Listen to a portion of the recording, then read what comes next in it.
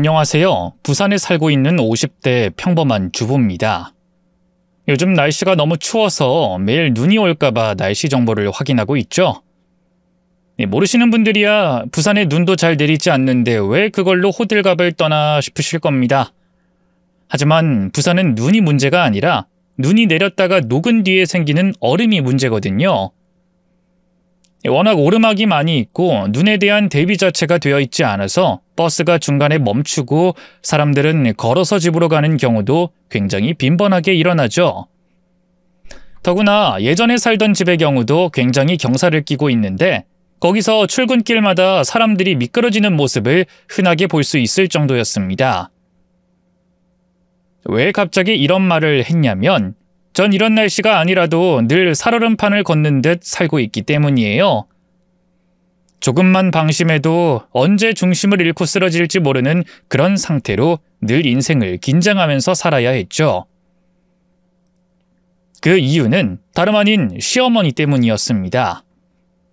너 어젯밤 8시에 전화기가 꺼져 있더구나. 도대체 뭘 하느라 휴대전화를 2시간도 넘게 끄고 있었어? 언제 어디서 뭘 했는지 일목요연하게 내 앞에서 설명해. 네? 그냥 집에 있었는데 언제 어디서 뭘 했는지 정확히 말을 하라고. 대충 얼버무리지 말고. 저는 당황해서 더듬거리며 말을 했죠. 어제 8시에 어디서 그게 집에 있었고요. 애들한테 휴대폰을 쥐어줬는데 그게 꺼진 모양이네요. 저는 꺼졌다는 걸 몰랐고 그냥 충전만 했는데요. 그걸 확인해 줄 사람은 없어? 손녀들 말고. 증명도 가능해요. 어제 남편도 집에 일찍 귀가해서 쉬고 있었거든요. 알았다. 앞으로는 이런 일 절대 없도록 해. 내가 또 불시에 점검할 거니까. 알았니? 저는 한숨을 쉬며 대답하고 작게 불만을 토로했습니다. 네, 근데요. 저 50줄이에요. 애가 둘이나 딸렸는데 왜 그렇게까지 의심을 하세요? 결혼한 게 몇 년인데 아직도 이러시는 건 좀... 애가 12살이라고 해도 바람 피울 인간들은 피운다. 나는 사람 자체를 안 믿어. 너도 알잖니? 내가 너한테만 이러는 게 아니라는 것도. 그러니까 넌 이 정도는 감수해라. 네, 알겠습니다. 결혼한 것만 15년이 되었는데 저는 늘 제 일정을 공유해야 했습니다. 친구들을 만나러 가는 것도 힘들었고 30대까지만 해도 일을 하고 있었는데 그것도 그만둘 정도로 심했죠. 그런데도 크게 불만은 없었어요. 시어머니 말처럼 저에게만 해당하는 게 아니라 남편 그리고 시동생까지도 모두 그런 검사를 받았기 때문입니다. 즉 시어머니는 의심이 많았고 주변 사람 가족들 할 것 없이 모두를 믿지 않았다는 거예요. 또 그러는 이유도 들어보면 이해가 갔죠. 생전 시아버지가 살아계실 때 여자 문제를 정말로 많이 일으켰다고 들었습니다.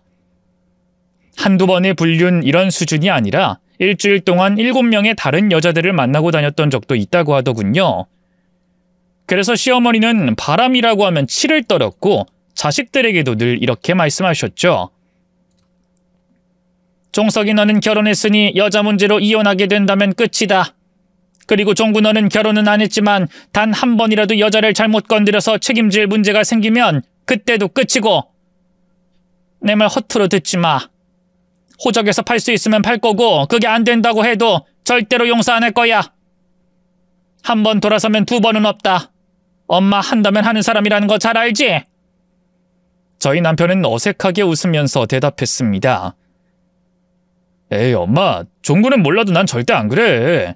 다들 나 애처거라고 하고 이 나이에 뭘 더 바랄 게 있다고 그런 저열하고 추잡한 짓을 하겠어. 난 걱정 마. 그러자 곁에 있던 시동생이 끼어들었죠. 여기서 내가 왜 나와? 솔직히 난 아무 문제도 없이 내가 누굴 만나기래? 애초에 방 밖으로도 잘 안 나가는데 가만히 있는 사람 잡는 건 좀 아니지 않나? 말이 그렇다는 거야, 말이. 넌 어쨌든 가정을 이루지 못했잖아. 그것도 일종의 여자 관련 문제가 될 수도 있지. 하루라도 빨리 행복한 결혼 생활 해야지. 그렇게 이 여자 저 여자 만나다가 자칫 실수라도 하면 어쩌려고 그래? 그리고 너 직업도 좀 가지는 게 맞지 않아? 내가 알아서 할 거야. 지금은 그냥 사업 준비하는 거고. 사업 준비는? 백날 컴퓨터 게임이나 하면서 무슨 사업? 아, 형! 아, 진짜 자꾸 시비 걸 거야? 시비가 아니라 걱정이고 조언이야. 너 이제 나이 40대야. 언제까지 방구석에서 엄마한테 돈 타서 쓸 거야? 정신 좀 차려라, 제발. 나처럼 좋은 여자 만나서 사는 것도 행복이야. 남편은 말만 그런 게 아니라 실제로도 애처가였습니다. 퇴근하면 어디 가지도 않고 집으로 바로 돌아와 아이들과 시간을 보냈고 애들이 크자 집안일을 거들어줬죠. 그리고 주말에 쉬는 날이면 늘 시어머니 댁으로 찾아가서 함께 있어줬고요. 시동생 역시 오랜 기간 직장을 잡지 못한 것만 제외하면 정말 살뜰하게 시어머니를 보살폈습니다. 성격은 다르지만 공통적으로 시어머니 말이라면 죽는 신용도 할 사람들이었다는 거죠. 물론 두 사람이 아무 불만도 없이 시어머니의 말에 따르는 이유는 따로 있었습니다. 바로 시어머니의 유산 상속 문제가 걸려 있었기 때문이죠.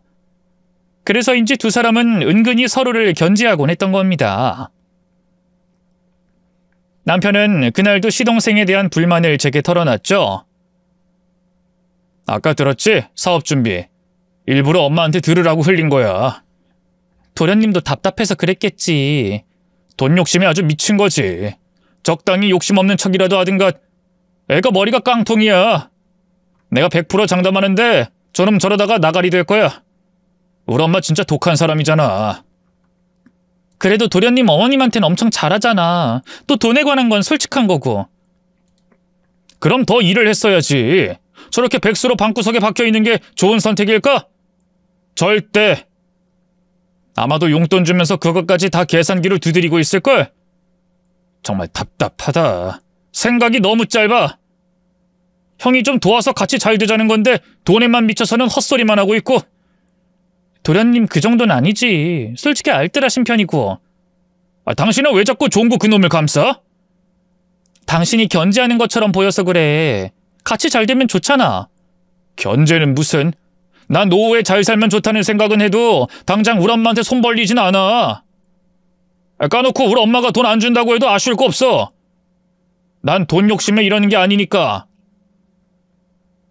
아니 나처럼 당신 같은 여자랑 결혼하고 귀여운 애들도 낳고 평범하게 살다가 노후에 어머님이 유산 물려주면 떵떵거리면서 살면 되는 거잖아. 아니 그걸 왜 못하지? 내가 보기엔 종구 그놈이 우리 아빠 피를 그대로 물려받은 건 아닐까 싶어. 에이 도련님이? 밖에도 잘 안 나가시잖아. 바로 그거야. 자신이 없는 거지. 나처럼 일상생활하고 일하면서 여자 만나면 눈 돌아갈 거니까 백수로 눌러붙은 거라고.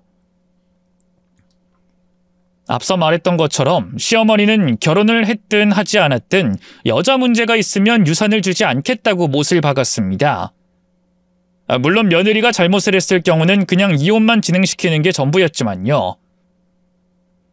돌아가시게 되면 자연스럽게 유산을 상속받으면 그만이라고 생각하실 수도 있을 텐데 시어머니는 두 아들에게 모두 문제가 있을 경우까지도 대비를 해두셨죠. 바로 전 재산 기부를 하겠다고 했던 겁니다. 남편의 말로는 자신은 유산에 대한 욕심은 없지만 남에게 주는 것만은 막기 위해서 동생에게도 잘하라고 압박을 계속했던 거고요. 딱히 그 어떤 혜택도 없는 제 경우는 짜증나고 답답하긴 했지만 나름 최선을 다해 결백을 증명하긴 했습니다. 물론 시어머니의 과거 일을 알기 때문에 참은 것도 있고 남편이 유산 상속받길 바라는 마음도 있었지만 그게 전부는 아니었거든요. 결혼하고 5년 뒤에 저희 어머니가 교통사고로 정말 크게 다친 일이 있었습니다. 나이가 있는 만큼 회복이 느려 거동 자체도 불가능하고 오랜 기간 투병 생활을 해야 했죠. 그런데 그때 병원비를 전부 지원해 준 게 바로 시어머니였거든요. 그것도 저희 어머니가 돌아가시기 전까지 말입니다. 그래서 저는 시어머니가 의심을 하든 뒷조사를 하던 다 참고 견뎠던 거예요. 이를테면 저희 어머니 대신이라고 생각했던 거죠. 어쨌든 그 외에는 정말 아무 문제는 없었습니다. 배관공으로 일하면서 착실하게 사는 남편은 가정적인 사람이었고 두 딸들도 잘 자랐으니까요. 그러던 어느 날 평범한 저희 일상을 흔들 정도로 큰 사건이 터지고 말았죠. 건강검진을 받은 남편이 심각한 표정으로 말하더군요. 나 어쩌면 좋아? 나 암일 수도 있다고 하더라. 뭐? 도대체 그게 무슨 말이야? 암이라니? 검진받다 등 뒤에 점 그걸 보더니 검사를 받아보라는 거야. 아니 그건 진짜 오래된 거잖아. 색상도 이상하고 피부암일 가능성도 있다는 거야. 이 조직 검사를 하자는데 나 정말 눈앞이 깜깜해졌어. 이러다가 나 죽으면 내 딸이랑 당신 두고 죽으면 어쩌지? 남편은 눈물까지 펑펑 흘리면서 서러워했습니다. 아직 결과 나온 것도 아니잖아. 그러니까 제발 안 좋은 생각은 하지 마. 얼마 전에 내 친구 장례식 있었던 거 알지? 혁수 말이야. 직장암이라고 했나? 그래, 초기였어. 수술로 말끔하게 제거하고 항암도 잘 돼서 문제 없다고 펄펄 날아다니다가 재발하고 고작 2달 만에 죽었다고. 남일이라고 생각도 안 했는데 빌어먹을... 이게 인생이야? 너무 허무하잖아. 이런 일이 나한테도 안 생길 거라는 보장도 없고 평생을 가족들 위해서 희생하고 살았는데 나한테 남은 건 뭐야? 아무것도 없어. 그깟 돈? 나이를 이렇게 먹으면서도 돈 벌겠다고 맘 놓고 제대로 놀지도 못했는데. 남편은 그날 일도 나가지 않고 하루 종일 술만 마셨습니다. 제가 위로하고 괜찮을 거라고 몇 번이나 말을 했지만 남편에게는 그리 와닿지 않은 것 같았죠. 하지만 그것보다 더 심각한 건 따로 있었어요. 이 조직 검사 받으려고 예약을 해둔 병원 일정을 차일피일 미루기 시작했던 겁니다. 제가 아무리 설득을 해도 듣지 않았고 거의 매일을 술에 취해서 늦게 귀가를 했죠. 그러다 보니 시어머니의 의심이 시작된 겁니다. 이 다른 때라면 납작 엎드려서 어디서 뭘 했는지 다 보고를 했겠지만 남편은 아예 전화 자체도 받지 않았던 거죠. 저는 걱정이 돼서 남편에게 이야기를 했어요. 어머님까지 다 아셨어. 내가 당신 전화 안 받는 이유를 대신 말했거든. 그러니까 더 걱정하시기 전에 병원 다녀오자. 그리고 결과 나오면 그때 말씀 잘 드리고. 내가 왜?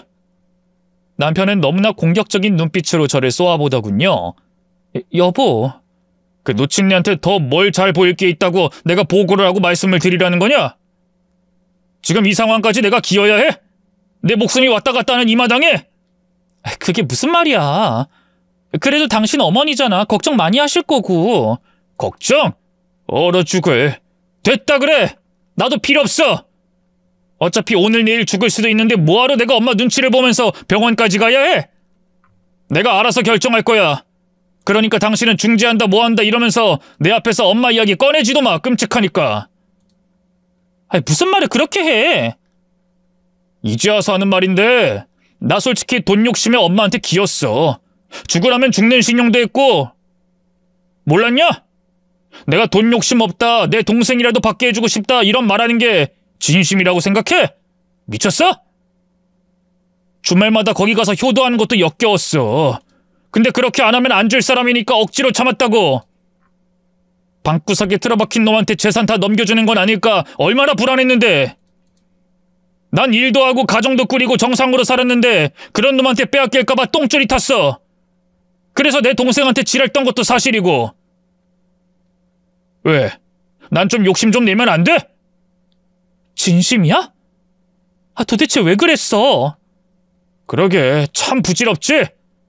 이제 생각하니 정말 쓸데없는 생각이었어. 그러니 앞으로는 신경 끌 거야. 막말로 우리 엄마 아빠한테 배신당한 거 갚아주지 못해서 자식들까지 괴롭히는 노망난 할망구야. 그게 뭐가 좋다고 물고 빨고 하겠냐고. 같이 있으면 숨이 턱턱 막히는데. 남은 인생이라도 내 마음대로 하면서 그렇게 살 거야. 알았어? 남편의 갑작스러운 심경의 변화가 단순히 그 상황 때문이라고 저는 받아들였습니다. 말은 그렇게 해도 결국 시간이 흐르면 다시 돌아올 거라고 생각했고요. 하지만 돌아온 건 예전의 남편이 아니었습니다. 죽을지도 모른다, 살아갈 날이 얼마 안 남을 수도 있다는 그 감정이 불러온 것은 다름 아닌 불륜이었죠. 그걸 알게 된 것은 시어머니 덕분이었습니다. 시어머니는 저희 집으로 갑자기 찾아와서 남편과 제 앞에 수십 장의 사진을 늘어놨죠. 촤라락 하고 바닥에 펼쳐지는데 너무나 선정적인 모습에 저는 억소리도 나오지 않았습니다. 30대 중후반? 많아도 40대 초반인 여자로 보였고 차 안에서 입 맞추는 모습, 모텔로 들어가는 사진까지 정말 충격적인 모습들이 담겨 있더군요. 시어머니는 벼락처럼 호통을 치셨습니다. 총석이 네가 어쩜 이래? 아주 추접하고 더럽게 노는 꼴이 꼭 네 아비 보는 느낌이구나. 너 이런 인간이었니? 이렇게 더럽게 놀면서 날 실망시킬 참이야? 그런데 막상 남편은 덤덤하게 반응했죠. 이게 뭐? 어차피 죽을 마당에 여자 좀 만나는 게 뭐 어때서? 지금 너 말 다 했니? 엄마, 지치지도 않아? 그만 좀 해! 남자들은 원래 본성이 다른 여자 찾게 되어 있어. 아무리 가두고 지랄을 해도 바람 피울 인간은 피운다는 뜻이야. 나도 억울해서 피웠어. 내가 엄마 때문에 평생을 제대로 여자 손도 못 잡고 살다가 이 사람이랑 결혼해서 지금까지 한눈도 안 팔면서 그렇게 수절 과부 마냥 살았다고. 그래서 그런지 내가 죽을 수도 있다니까. 다른 여자도 한번 만나보고 죽었으면 하는 게 내 소원이더라고. 그래서 그랬어. 왜? 저는 눈물을 뚝뚝 흘리면서 소리를 질렀죠. 당신 지금 그걸 말이라고 해? 어쩜 이래? 나한테 어떻게 이럴 수가 있어? 우리 딸들은 생각도 안 해? 당신 정말 이렇게 해야 할 필요가 있었어? 나라고 신나서 돌아다닌 줄 알아? 그냥 됐다. 어차피 변명할 생각도 없었고 난 후회도 안 해. 미연이랑 만나서 좋았고 나름 신선했고 죽을 때 그 정도 추억은 가져갈 수 있는 거 아니냐고. 그니까 엄마는 더는 미행하고 그런 짓 좀 그만해. 유산 필요 없으니까. 여보. 당신한텐 미안해. 근데 정말 난 후회 안 해. 또 똑같은 순간이 와도 미연이랑 만났을 거야. 정말 당신 미쳤니? 미쳤어? 미칠 것도 없고 나 지금 굉장히 이성적이야. 그래도 당신을 사랑한 건 사실이고 미연인 그냥 즐긴 거야. 이 정도면 대답이 됐지?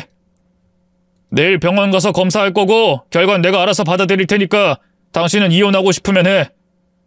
내 잘못이니까 뭐든 당신 원하는 거 해줄게. 남편은 피곤하다면서 그 자리에서 일어나 밖으로 나가버렸습니다. 그날 아예 집으로 들어오지 않았는데 저는 밤새 눈물만 흘렸죠. 배신감에 치를 떨다가도 워낙 제게 잘했던 사람이기에 쉽게 이혼을 결정하지 못했습니다. 드라마를 보면서 저런 경우에는 당연히 이혼을 해야지 하고 떠들었던 제 스스로가 한심하게 느껴졌죠.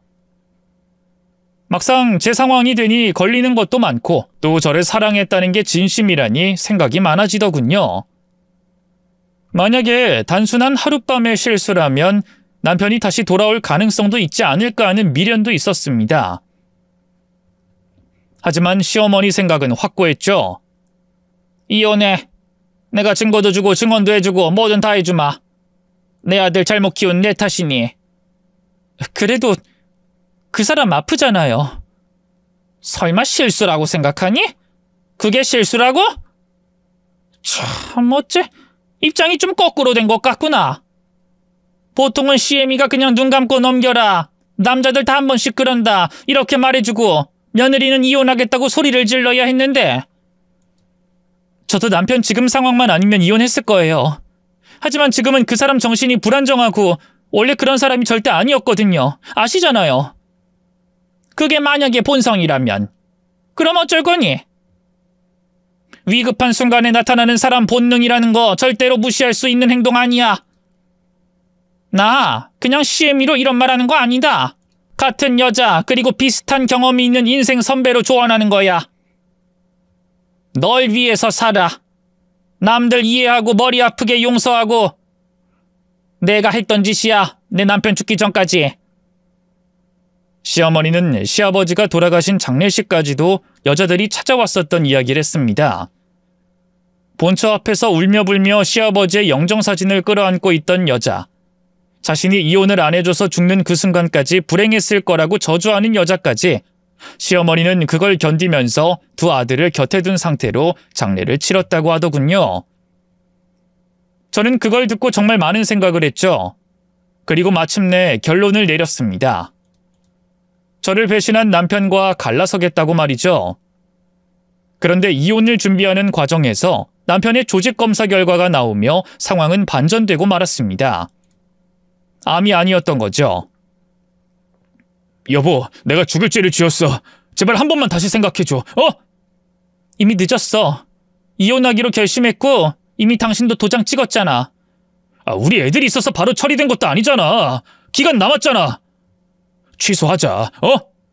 정말 내가 그때는 죽을 줄 알고 미쳤었어. 당신한테도 말했잖아. 그 여자를 사랑한 게 아니라고. 솔직히 너무 억울한 마음에 그냥 잠깐 만난 거야. 그 뒤로 뭐 없었어. 정말이야. 왜? 이제 와서 이혼 취소하면 유산 상속 받을 수 있을 것 같아서? 그런 거 아니야. 정말 그땐 막말을 한 거라고. 내 의지나 내 생각이 담기지 않았어. 엄마가 미웠던 거 맞아. 부정 안 해. 하지만 당신은 못 놔. 솔직히 내가 그렇게 한 건 당신이 내 병간호하는 게 싫어서 그랬던 것도 있어. 평생을 의심하는 시어머니 때문에 힘들었을 텐데 인생 막판에 암 환자를 병간호할 걸 생각하니까 진짜 당신을 위해서 그랬어. 그걸 믿으라는 거야? 그 방법 말고도 많았잖아. 여자랑 잠자리까지 했으면서 그게 날 위해서라고? 지금 장난해? 날 바보로 아는 거니? 평생 갚으면서 살게. 정말 우리 애들을 봐서라도 나 버리지 마. 나 정말 당신한테 최선을 다할게. 이제까지 내가 보여줬던 모습은 다 진짜였어. 상황이 나를 괴물로 만들었다는 거 인정해. 하지만 맹세해.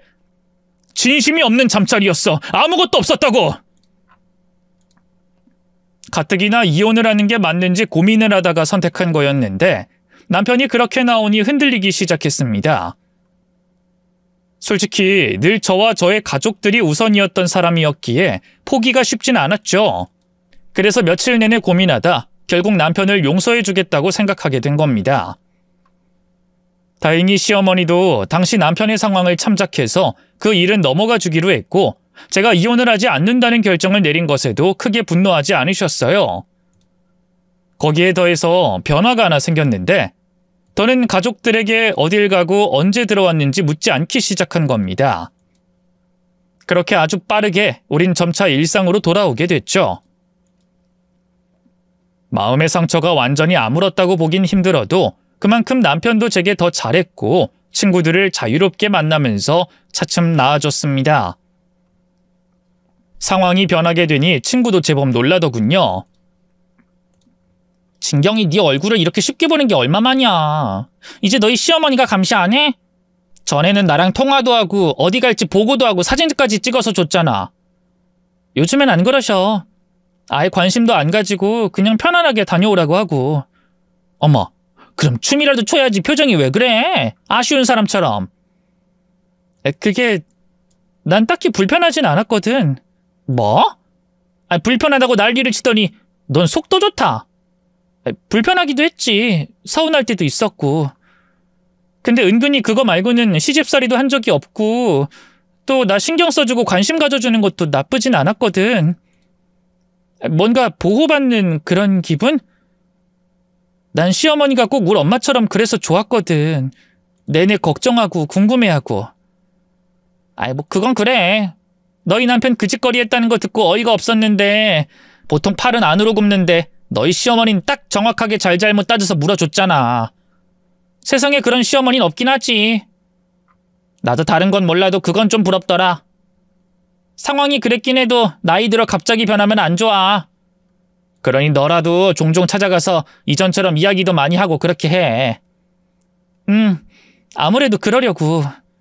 시어머니가 예전처럼 구속을 안 하니까 남편도 이전보다는 출입을 덜하고 도련님도 밖으로 나가는 것 같더라고. 내가 더 신경 써야지. 아마 그때부턴 제가 더 시어머니를 많이 찾아갔던 것 같습니다. 이전에는 취조받는 기분에 빨리 갔다가 돌아오곤 했는데 오히려 제가 더 시댁에 많이 머물렀죠. 같이 이야기도 나누고 저희 딸들까지 대동해서 시끌벅적하게 식사도 하고 그랬거든요. 그런데 하루는 시어머니가 꿈자리가 뒤숭숭하다면서 제게 건강검진을 받으라며 한 병원을 예약해 준 겁니다. 나라에서 하는 건강검진을 이미 했기 때문에 저는 돈이 아까워서 취소를 하라고 했었어요. 하지만 시어머니는 정말 심각한 얼굴로 제 손을 잡았죠.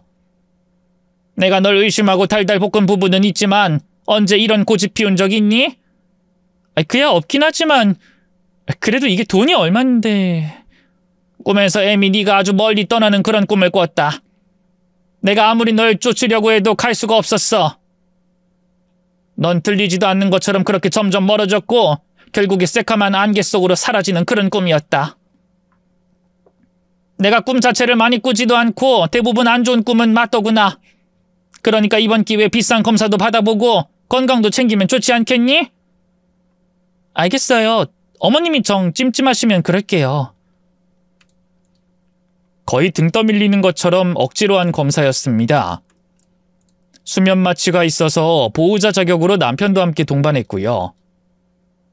긴 검사를 끝내고 돌아오니 완전 녹초가 되었지만 나름대로 좋은 경험이었다고 생각하고 넘기려고 했죠. 그런데 시어머니의 꿈이 맞았던 건지 저는 단 한 번도 상상 못했던 끔찍한 결과로 이어지게 된 겁니다. 제가 췌장암 말기라는 걸 알게 된 거죠. 그 결과를 남편과 함께 의사에게 들었는데 머릿속이 하얗게 되고 손발이 덜덜 떨리더군요. 저 다시 검사해야 되는 거 아닐까요? 암이라뇨. 저희 가족 중에 암 환자는 없었어요. 많이 유전이 되는 질환이긴 한데 꼭 가족력만으로 판단하긴 어렵습니다. 하지만 저 정말 아픈 적도 없고 불편한 것도 없었거든요. 정말이에요. 이 췌장암이라는 게 소리 없는 암이라고 부릅니다. 보통 초기에 알아차리는 게 굉장히 힘든 질환이기도 하고요. 일단 병원 입원하셔서 수술하고 항암하면 그럼 저 나을 수 있는 건가요? 제 물음에 의사는 굉장히 곤란한 표정을 지었고 그러자 제 곁에서 묵묵하게 듣던 남편이 끼어들었죠. 살 수 있는 확률은요? 수술을 못하게 되는 경우도 있나요? 나이가 있으면 나을 확률이 더 낮은 거 아닙니까? 이 사람 벌써 50대인데. 일단 다른 곳으로 퍼지게 되면 수술이 불가능할 수도 있습니다. 이 암이라는 게 건강하다고 빨리 나을 수 있는 질환도 아니고 오히려 젊은 사람이 더 빠르게 퍼지기도 하거든요. 그러니 나이가 많다고 살 수 있다, 혹은 나이가 어리다고 살 수 있다, 이렇게 두 가지로 나뉠 수가 없어요. 검사를 더 해보고 수술이 가능한지 살펴봐야겠지만 현재 상황으로는 그렇게 좋지는 않다고 보셔야 합니다. 때문에 가장 우선적으로 병원에 입원을 하시는 게 좋겠죠. 병원 입원을 예약하고 돌아오는 길에 정말 엄청나게 눈물을 쏟았습니다. 곁에서 남편은 위로를 해줬지만 딱히 나아지지 않았고요.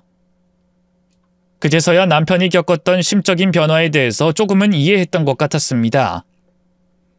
하늘이 무너지는 그런 경험이었고 인생이 무상하다는 허무한 느낌도 동시에 들었죠. 왜 하필 나한테 이런 일이 생겼을까 화도 났고 제대로 인생을 못 산 것 같아서 억울한 부분도 있더군요. 특히나 결혼하고 애를 둘 낳고 키우면서 제대로 된 여행 한 번 못 갔던 것도 서러웠죠. 물론 그렇다고 남편처럼 불륜을 저지르고 싶다는 생각은 들지 않았어요. 다만 남겨질 아이들과 남편이 걱정되어 이번 전날까지 한숨도 자지 못했습니다. 그렇게 가뜩이나 예민한 상태였는데 입원하는 당일날 아침에 남편은 절 데려다 주지 못한다고 하더군요. 저는 서운한 마음에 볼멘 소리를 했습니다.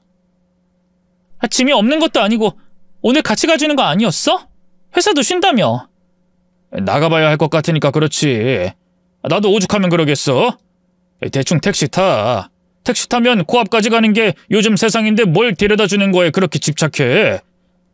집착이 아니라 당연히 그럴 줄 알았지. 왜 말을 그렇게 해? 지금 당신 작은 일로도 예민하게 구는 것 같은데 적당히 해. 당신 마지막 기억이 나한테 짜증내고 성질내는 거였으면 좋겠어? 떠난 자리가 깔끔한 게 최고의 미덕이야. 떠난 자리?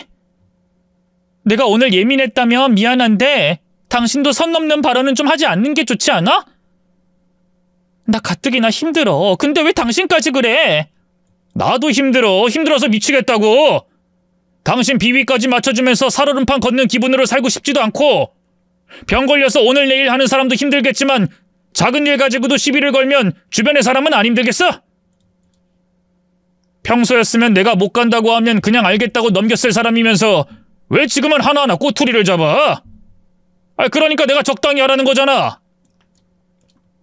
그땐 서운한 감정이 컸지만 혼자 택시 타고 병원 와서 보니 너무 예민했나 싶기도 했습니다. 남편도 무슨 사정이 있었을 텐데 너무 저만 생각했다고 말이죠. 무엇보다 남편 말처럼 주변 사람들도 같이 힘든 병이 바로 암이었으니까요. 그런데 입원 후 남편은 병원에 오지 않았습니다. 전화도 받지 않았고 제가 문자를 남겨도 답장도 하지 않더군요. 그러다 이튿날에 설렁설렁 오더니 심드렁한 표정으로 제 곁에 앉았죠. 저는 애써 서운한 마음을 누르며 물었어요. 바빴어? 아무리 그래도 좀 빨리 오지 그랬어.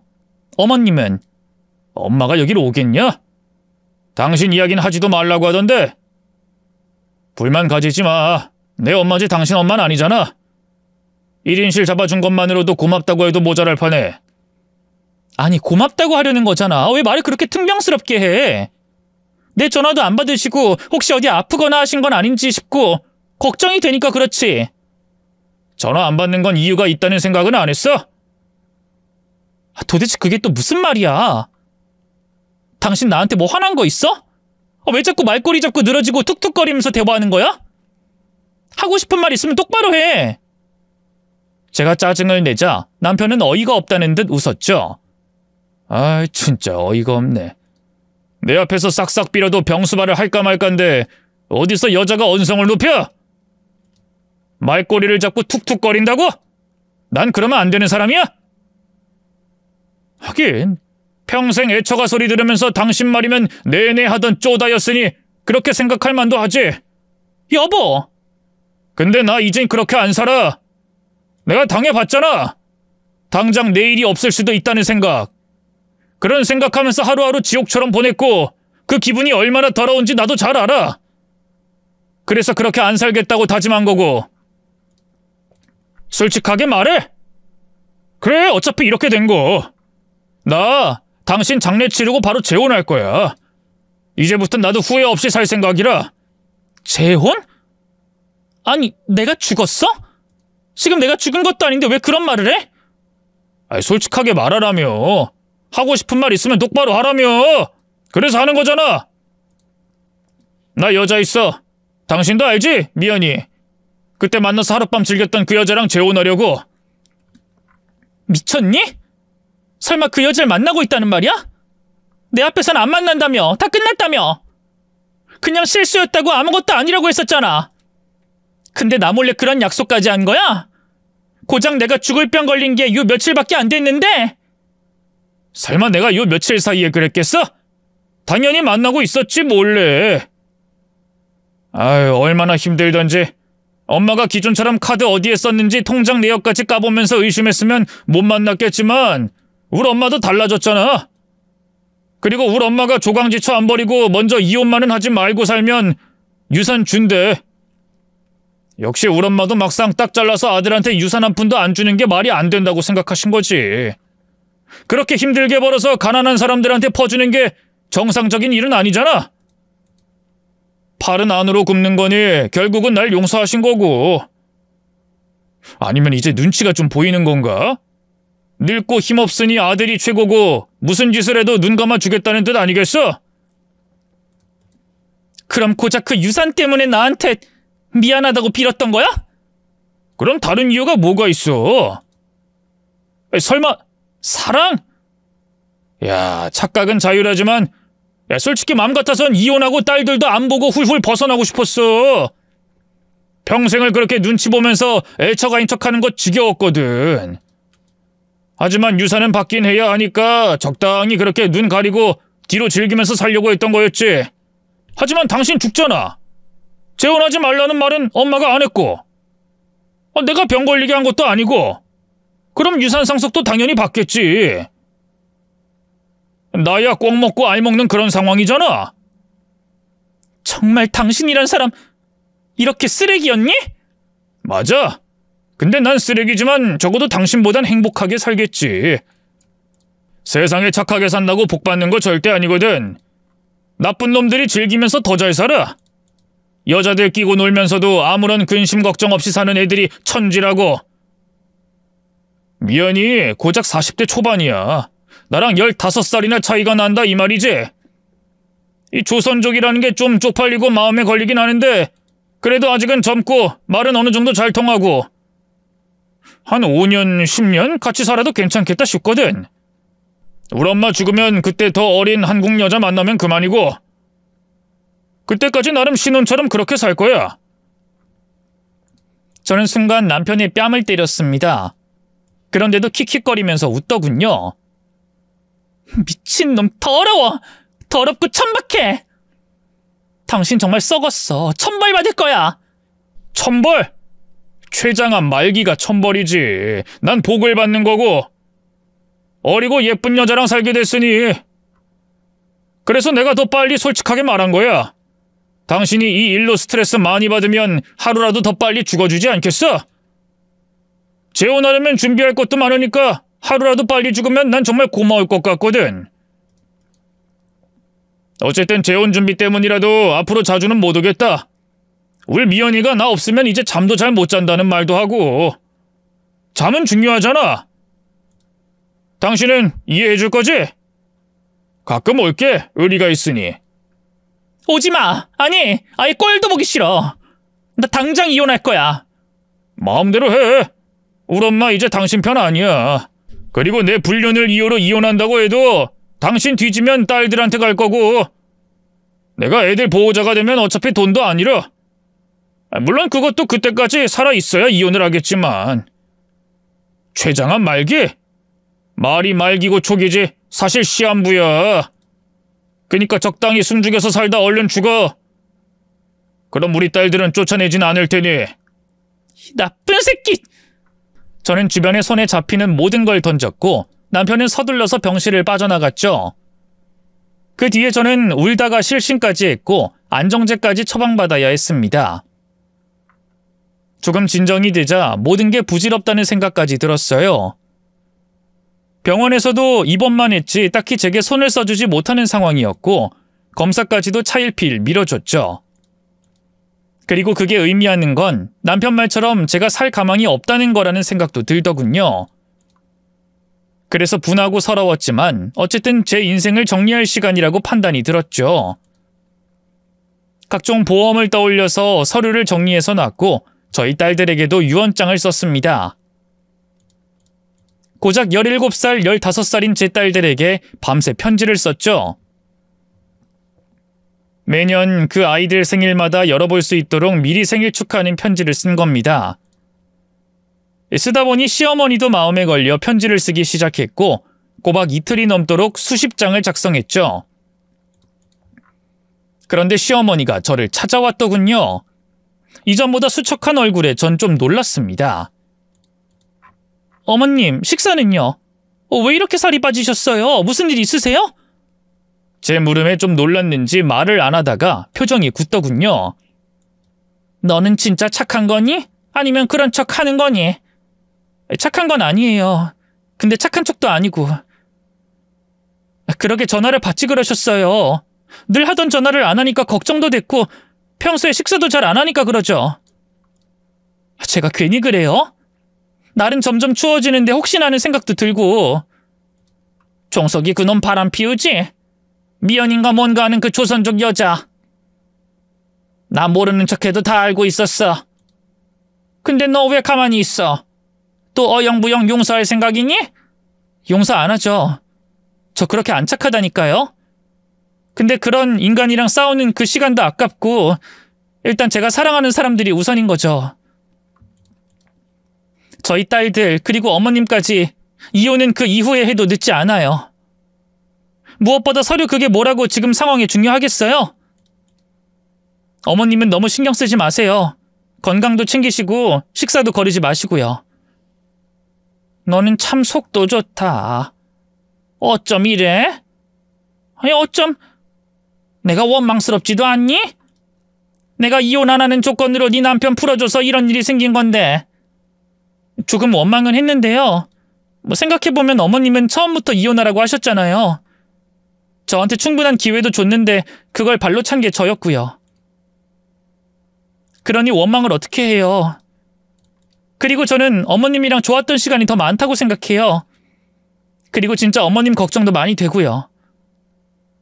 눈 내려서 도로에 사고가 많다던데 꼭 손 주머니에서 빼고 걸으셔야 해요? 넘어지면 정말 큰일이니까. 제가 드렸던 장갑 그거 끼고 꼭 조심조심 걸으세요. 아셨죠? 너는 왜 그렇게 답답하게 살아? 왜? 시어머니는 눈물을 흘리셨죠. 그러면서 겨우 다시 입을 열어 이어 말했습니다. 널 보면 날 보는 것 같아서 너무 싫었다. 꼭 불길에 뛰어드는 나방처럼 위태롭고. 근데 이 와중에도 날 왜 걱정해? 이 멍청한 거사, 이 아둔한 거사. 어머님이 제가 해준 갈비찜이 제일 맛있다고 해주셨잖아요. 그래서 레시피도 따로 동봉했으니 보시고요. 그리고 편지에 따로 적긴 했는데 도련님이랑 남편 그냥 적당히 믿는 척 하시면서 효도 실컷 받으세요. 그게 훨씬 어머님한테 좋아요. 아셨죠? 남편의 진짜 속내를 알게 되니 솔직히 시어머니가 걱정이 되는 건 사실이었습니다. 돈에는 욕심이 없는 척 굴었지만 속은 그 누구보다 시커먼 사람이라는 걸 알았으니까요. 그래서 시어머니가 돈을 주고 두 아들을 시험하는 걸 멈췄으면 했죠. 혹여나 그러다가 큰일이 일어날지도 모른다는 불안감도 들었거든요. 헌데 제 말에 시어머니가 대꾸하셨습니다. 넌 정말 속이 없는 거니? 나 너 아프다고 했을 때 단 한 번도 네 연락도 안 받았고 걱정하는 말도 한 적이 없어. 그런데도 왜 이렇게까지 하는 거니? 그러게요. 막 밉다고 하고 서럽다고 소리라도 지르고 싶은데 그게 안 되네요. 그러게 어머님이 조금만 잘해주시지 그랬어요. 내가 뭘 잘했다는 거야? 매일 들들 볶고 너 의심하고 시험하면서 살았는데. 혹시 너도 너희 남편이 내 유산 받았으면 해서 그러는 거야? 불륜 저질러서 밉긴 해도 네 딸들 살펴줄 보호자니까. 둘이 짜고 그렇게 말이라도 맞췄니? 우리 엄마 가는 날까지 편안하게 돈 걱정 없이 그렇게 지원해 주셨잖아요. 전 그건 절대 안 잊어요. 우리 엄마 마지막 유언이 어머님한테 감사하다는 거 전해달라는 말이었고 그래서 저 어머님한테 잘한 거예요. 그때 그 순간부터 어머님은 시어머니가 아니라 저희 엄마 대신이었으니까요. 그러니 아무리 그러셔도 저는 어머님 안 싫어요. 시어머니는 제 말에 눈물을 뚝뚝 흘리시더니 갑자기 무릎을 꿇었습니다. 어머님 이게 도대체 왜 그러세요? 일어나세요. 미안하다. 사과하마. 이 일로 네가 날 안 본다고 해도 이해할 거야. 그래도 내 잘못은 빌어야겠다. 사실 이 모든 상황 내가 만들었어. 그게 무슨... 상황을 만들다니 무슨 뜻이에요? 너 죽을 병 걸린 거 아니야. 이 병원 의사가 내가 오래전부터 후원하는 아이 중에 하나였고 내가 부탁하고 사정을 해서 연극을 했던 거다. 이 병원에서 운영하는 재단에 기부까지 하는 조건까지 걸어서 말이야. 너 췌장암 아니야. 이제까지 검사도 안 받았다는 게 이상하지 않니? 병원에서 그냥 쉬기만 했잖니. 그게 무슨 뜻이겠어? 지금 제가 뭘 잘못 들은 거죠? 저 약도 챙겨 먹고 몸에 좋은 약들이야. 영양제. 저는 너무 놀라서 입을 뻐끔거리다가 겨우 물었죠. 도대체 왜 이런 짓을 하셨어요? 설마 저를 시험하신 건가요? 시어머니는 저를 시험한 것도 인정은 했습니다. 물론 진짜 시험 대상은 남편이었다고 하더군요. 남편이 돌발 행동을 했을 때 적잖이 충격을 받기도 했고 그 상황을 침착하게 지나간 게 있었지만 의심이 계속 들었다고 했죠. 더구나 뒷조사를 한 결과 남편이 여전히 불륜을 저지르고 있었기에 제게도 비슷한 상황을 만들어 직접 확인해 보려고 했다고 합니다. 사실 시어머니는 남편이 제가 아프다는 걸 알면 정신을 차리고 돌아오거나 그게 아니라면 적어도 제게 진실을 보여주고 싶었다고 하셨어요. 그래서 일부러 남편이 뭘 하는지 묻지도 않고 관심을 꺼버린 척했던 거였습니다. 시어머니는 모든 걸 자신의 탓으로 돌리시더군요. 솔직히 이 정도로 최악으로 나올 줄은 몰랐다. 빨리 죽었으면 좋겠다는 말을 인간이 어쩜... 그래도 내 아들이고 평생을 내가 고통받는 걸 봤던 아이라서 설마 하는 마음이 더 컸는데. 근데 제가 무슨 일을 당했는지 어떻게 아세요? 저는 말을 안 했는데. 내가 괜히 1인 씨를 잡아줬겠니? 카메라 달아서 침대 바닥에 뒀어. 사생활 지키는 건 좀 불편하니까 소리만 들었으니 너무 불쾌하게 생각하지 마라. 많이 화났니? 저는 시어머니를 잠깐 노려봤습니다. 분명 화가 나는데 그래도 안 죽는다니까 좋네요. 그냥 다시 태어난 것 같고. 이혼은 할 거니? 그럼요. 제가 말했잖아요. 이제 미련 없다고. 미안하다. 내 마음이 병들어서 괜히 너를 잡았구나. 정말 미안해. 내가 어떻게든 이 일에 대한 보상은 하마. 일단 이 병원에 나가자.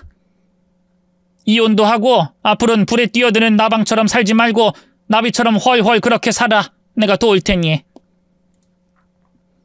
시어머니는 그날 저를 퇴원시키는 동시에 변호사 사무실을 데리고 갔습니다. 있는 변호사 없는 변호사 몇 명이든 돈 다 해줄 테니 확실하게 이혼시켜달라고 부탁도 대신했죠. 처음에는 친정어머니라고 생각했던 변호사는 시어머니라는 말에 놀라서 말을 더듬더군요.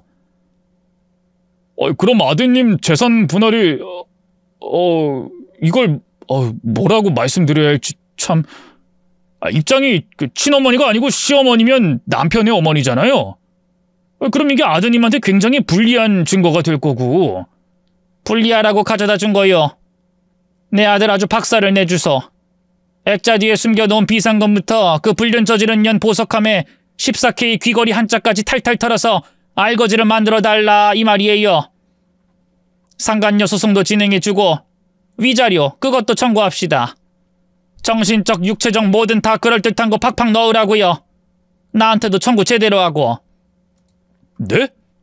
그러니까 지금 본인까지도 위자료를 청구하란 말씀이신 건가요? 나도 며느리 괴롭혔어. 의심하고 닥달하고 문자로 기록도 있고. 찾으면 더 나올 거요.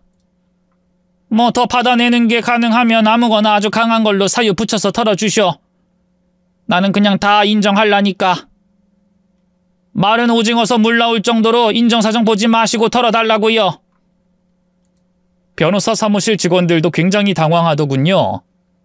변호사님 말로는 시어머니와 며느리가 함께 온 적은 있어도 시어머니가 며느리 편에 서서 증거까지 준 건 난생 처음이라고 말씀하셨습니다.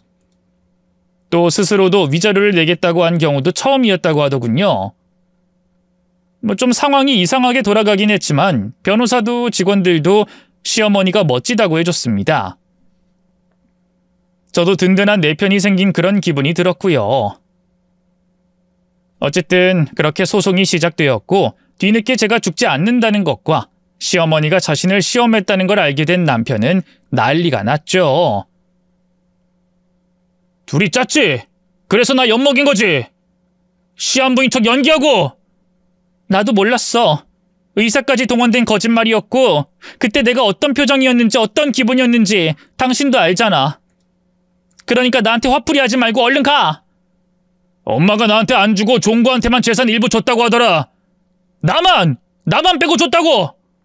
그 백수 새끼한테 방구석에 박혀서 아무것도 안 하는 그놈은 주고 난 일부러 일까지 하면서 악착같이 잘했는데 그렇게 잘했는데 나한테는 한 푼도 안 주고 기부를 하겠대. 그러게 똑바로 살지 그랬어. 내가 말했지. 당신 천벌 받을 거라고. 이게 천벌인가 보네. 이게 미쳤나? 남편은 손까지 들어서 저를 위협하려고 했습니다. 하지만 저는 아주 빠르게 남편의 거기를 강하게 걷어차버렸죠. 그러자 아주 천천히 바닥에 주저앉아서 고통을 호소하더군요. 나도 지옥 짓고 올라온 년이야. 너한테 내가 한 대라도 맞아줄 것 같아? 앞으로 우리 집 근처만 와봐. 그땐 경찰 불러서 끌려나가게 될 테니까. 미연인지 누군지 그 여자랑 행복하게 재혼하는 게 꿈이라며. 그게 복이라며. 안 돼. 아니야. 그 여자랑 평생 살 생각은 없었다고. 근데 당신이 10년 살겠다고 생각했다면 상대도 그런 생각할 거란 생각은 안 했어? 조선족이라도 젊고 예쁜데 돈도 없으면 너 같은 늙은 인간이랑 왜 살겠니? 남편은 제가 돌아서려고 하자 제 바짓가랑이를 잡고 이어 말했죠. 한 번만 봐주라. 정리할게. 이대로면 엄마가 나랑 인연 끊는다잖아. 그럼 이건 어때? 돈을 가르자. 나 유산 받으면 공평하게 당신 줄게. 싫어. 혹시라도 내가 이전에 한번 용서했던 것 때문에 미련 가지지 마.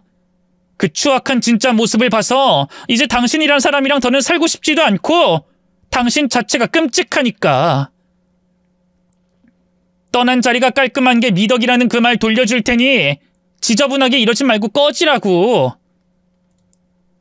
그 뒤로 남편과는 완전히 이혼을 하게 되었습니다.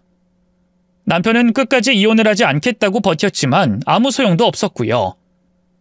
뿐만 아니라 시어머니는 이혼하기 바로 직전에 제게 정신적인 보상이라며 시어머니가 가지고 있던 작은 상가 건물을 제 명의로 바꿔주셨습니다.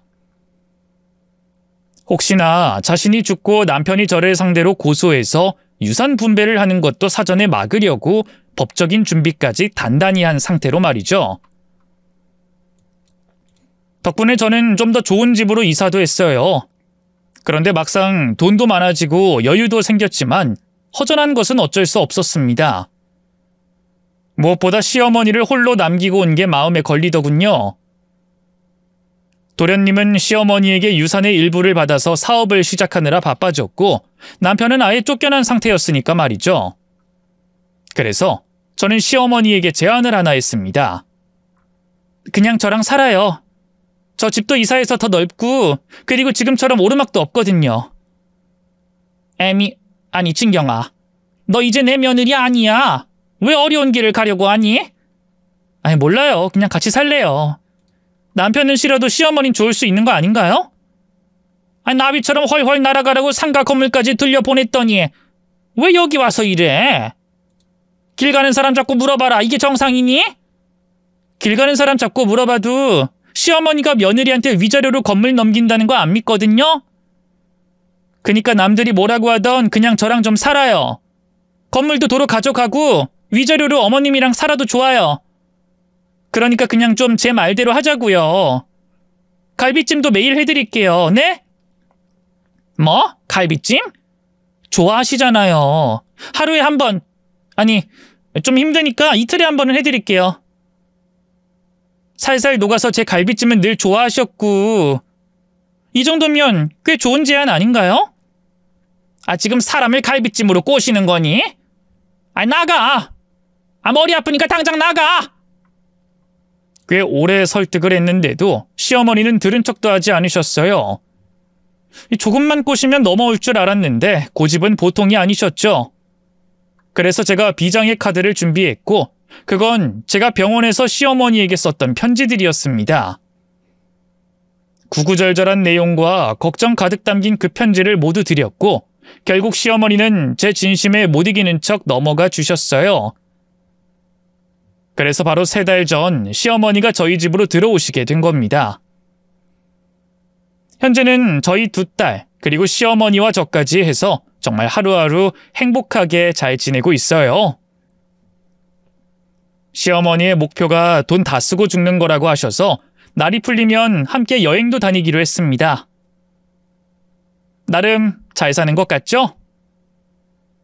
비록 남편과는 안 좋게 끝이 났지만 누구보다 멋진 시어머니와 살게 돼서 그것만은 고맙다고 말하고 싶네요. 평생을 사랑하는 사람에게 상처를 받았던 나의 시어머니. 누구도 믿지 못할 만큼 그 상처가 컸던 사람이었기에 제가 그 곁에서 평생을 함께 해드리고 싶습니다. 그래서 적어도 오늘보다 내일이 더 편안한 하루가 될 수 있게 노력하려고요. 제 이야기는 여기까지입니다. 이제 살살 녹는 갈비찜을 하러 또 가봐야 할 것 같네요. 끝까지 이야기 들어주신 분들도 매일 한 뼘씩이라도 더 행복해졌으면 좋겠습니다. 모두 감사드려요.